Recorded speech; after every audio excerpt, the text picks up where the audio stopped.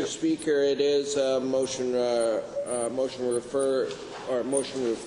for return number 6, and the motion reads as follows: that in order of the Assembly do issue a return showing a copy of all government studies on the impact of reducing public funding for private schools.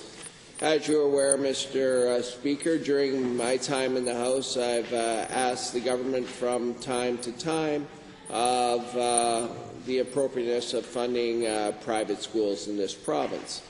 I come from, I guess, a background or a philosophy that sees private schools as, although having a right to exist, do not have the corresponding right of having public funding automatically follow that private school choice.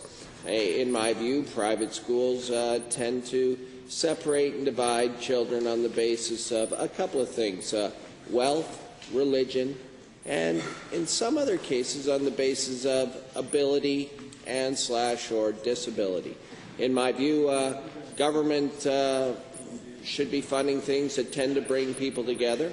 Underneath the Alberta Constitution Act of 1905, our government has an obligation to fund both our separate school system, our public system, and our francophone system. After that, it is a political choice this government has made to prop up private schools in the manner that they do.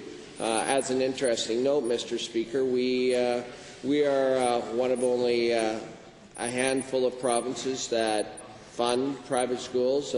Many provinces do not even allow for any flow-through dollars to private schools if they choose to exist. And in my view, we'd be better off going down that path. But on that note, oftentimes government members and others in the community suggest that a reason for private school funding is that it is a quote-unquote cost savings. They state that because we only fund private schools at 70% of the per-pupil rate, that we fund our public school system, and there's also not some capital costs that are allowed in this process, that it's a savings. Now, frankly, I don't think savings is the reasons to do something, especially in this instance. In fact, I believe it's not an argument in of itself. I believe, in my view, if it was an increased expense to have all these private school children come back to the public system, I again believe our society would be better off in the fact that we'd have all children learning together regardless of things of wealth and religion. Or that if they made their own choice to go to a private school, they would then make that choice, and their parents would pay the full freight of that. But there's no need for us to encourage that. But one of those things where I always question the logic of many members of this House who say immediately, well, the reason why we allow this is because it's a cost saving, is because I don't necessarily know if that's true. For instance, who says if we cut off funding to private schools, 100% of those students will simply return to the public system? In my view, that's not what's going to happen. In fact, I don't see that happening at all. Let's look, for instance, and returning to the concept of dividing children on wealth, it'll augment my argument in this. You have many schools out there in Alberta, many in Calgary, Strathcona-Tweedsmuir, West Island College, Weber Academy, go down the list, that charge a tuition fee of $15,000 to $20,000 for the privilege of attending these schools.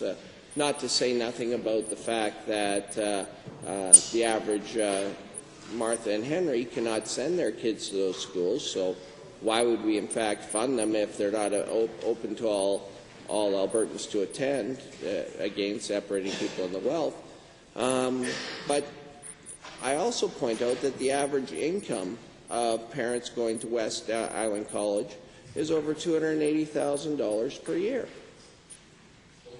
So, if you take a look at those children are not going to return to the public system merely by cutting off the funding that we give them. So the point is, getting to the point. Yeah. I'd like that information. Thank you, Honourable Member. Unfortunately, the time has elapsed, and I'm compelled to call the question. Those in favour of motion for return number 6, as moved by the Honourable Member for Calgary-Buffalo, please say aye. Aye. Those opposed, please say no. No. Accordingly, that motion is defeated.